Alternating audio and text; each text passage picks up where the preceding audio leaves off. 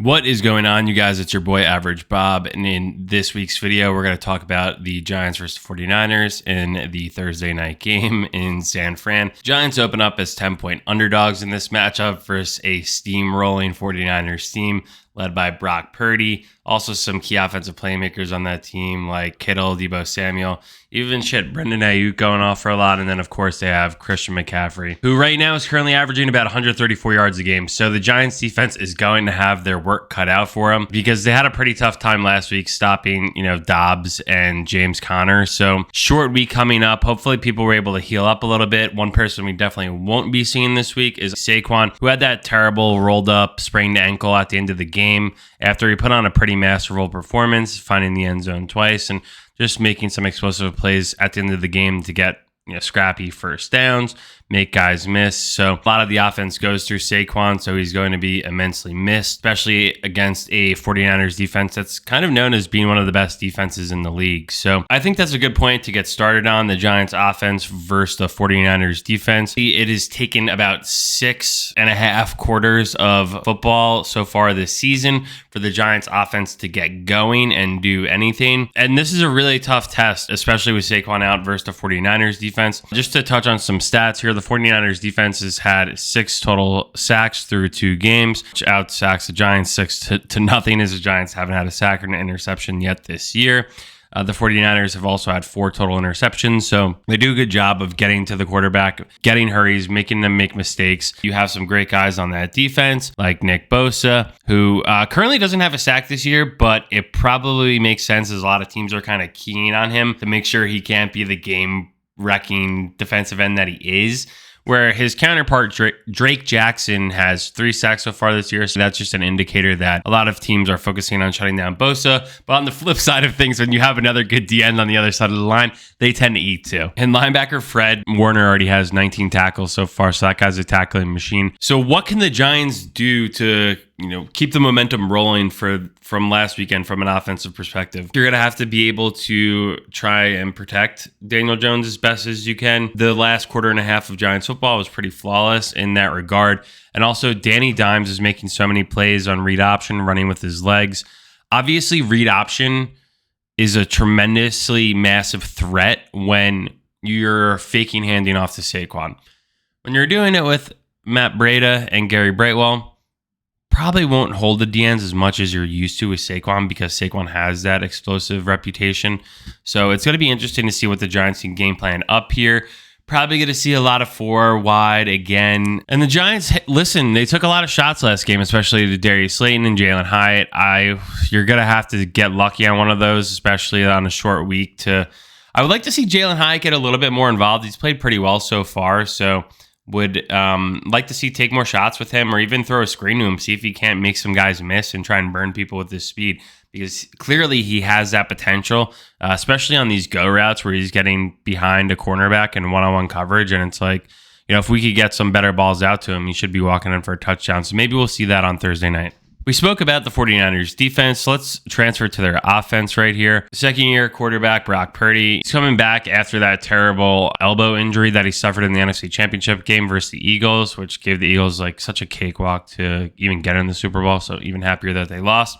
But anyway, Brock Purdy, the guy has some swag to him, right? He was Mr. Irrelevant and wasn't supposed to do anything good. And it's kind of crazy how you saw that transpire with what happened earlier in this year, where the 49ers traded Trey Lance to the Cowboys, and they had invested so many first round picks on Trey Lance. So it's interesting to see them abandon Trey Lance and just say Purdy's our guy. Jimmy Garoppolo also left. Finally, Brock Purdy's getting to settle into his role here. They do have a familiar face as a backup in Sam Darnold.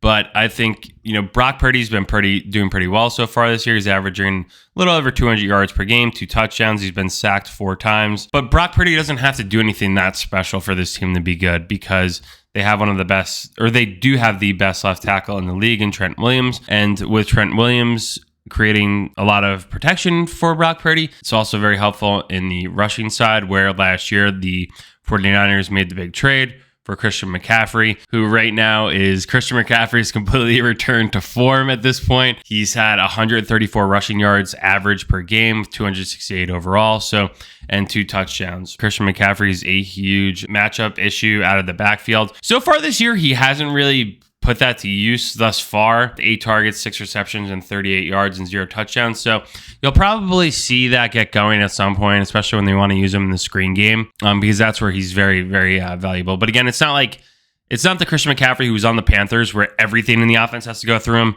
There are some other playmakers in this offense, including Deebo Samuel, who they'll line up at running back from time to time too. Deebo, honestly, as a Giants fan, and I don't really like too many other players across the league, but I think Deebo Samuel is probably my favorite non-Giant in the NFL because they line him up to do anything. He could play wide receiver. He could play running back. He's an explosive playmaker. I have respect for him. He's going to be probably the backup running back between Elijah Mitchell as well, but Deebo's had 7 carries for 46 yards and 1 touchdown already this year, so it's going to be interesting to see how they fit him into the equation here and how, I think because McCaffrey does have, he's like Saquon, right? Very similar, has a lot of injury issues in the past. And how do they kind of win as many games as possible, but trying to keep your star players fresh for an eventual playoff run? Will be interesting to see if there's any sort of rotation in week 3, Thursday night here, with a little bit of a longer layoff after this game. And then also just to touch on Brandon Ayuk, having it off to a pretty good start this year, averaging 86 yards a game with 2 touchdowns. The last guy I want to touch on, because this guy's also kind of been a hurt guy, especially if you're a fantasy owner and you've had him at tight end. I feel like everyone at this point has had Kittle as a tight end on their fantasy team, but he's someone who always finds his way onto the injured list, usually has like a Q next to his name. So great explosive playmaker who's been around that team for a very, very long time. And I think when a lot of tight ends, opposing teams' tight ends, see that they're playing the Giants, they're like, all right, this is my week. I could go off. So I'd probably look for Kittle to have a pretty big game. And what the Giants defense is going to have to do with Wink and everyone else to try and figure it out. I mean, so far through 2 games, you have 0 sacks. You have to start bringing the pressure, 0 interceptions. Bringing the pressure could lead to some poor throws. Brock Purdy has 0 sacks so far this year, and he's very good at being a good game manager, right? Like it's almost like a la Mark Sanchez with the Jets in those years where he's doing a lot of handing it off to a great offense, a great running back tandems, good offensive line, great defense. You don't have to take too many chances, like unless it comes down to it at the end of the game, right? I would like to see the Giants try and put together a better defensive performance. Week 1 was kind of a wash, not too much you could take from that besides they didn't really do anything. Week 2, again, 3.5 or 2.5 pretty much quarters of non-existent Giants defense, guys running naked. So I would probably look, if I was the 49ers, I would look at a lot of that film from the Cardinals on what they did in the first half of that game and look to replicate that. Because the Giants had some glaring holes there. I'm not going to, talk about their lack of sacks and equate that to one person. Really the only person who has been doing something so far is Dexter Lawrence. When you're watching the game, he's constantly the only one getting really pressure on the quarterback from a defensive line perspective. The only other time they're getting there is when they're bringing pressure from a linebacker position, and it's just a free runner because there's not enough guys to block. But yeah, I've seen a lot of people be negative about Thibodeau. Honestly, I don't really know what's going on with him per se. I saw a license plate guy posted the video of the Giants scored a touchdown. Thibodeau's on the other side of the bench sitting all by himself, looking very pouty. So I don't know what's going on with him. I think time will tell. It's just going to take more reps, more games. Yeah, I don't know what that body language situation was. And if you haven't seen the video, just, I don't know, maybe Google it or go to license plates, License Plate Guy's Twitter, and it's on there. But yeah, I'd like to see a little more of these guys get going. I think the linebackers, which is, I think, the biggest mismatch in this game right now, is Bobby Okereke and Micah McFadden. They kind of stand there a little bit flat-footed, especially in the play action. And we saw that versus the Cardinals. I feel like once there's a little bit of a fake, they're just planted there, and there's already guys behind them on the second level. And it doesn't even have to be big plays. It was Hollywood Brown with an 8-yard slant. So not a quick slant, but a little bit further down, and it's just right behind them, and no one could figure out a way to really stop it. So I'd probably look to the 49ers to replicate a lot of what the Cardinals did in that game, because it wasn't Peyton Manning out there or in his prime or Tom Brady. It wasn't like the craziest game plan. They just executed it. And I'd probably look to see the 49ers do the same thing. I do want to touch on a couple of bets here. Would think a lot of the offense is going to have to go through Danny Dimes.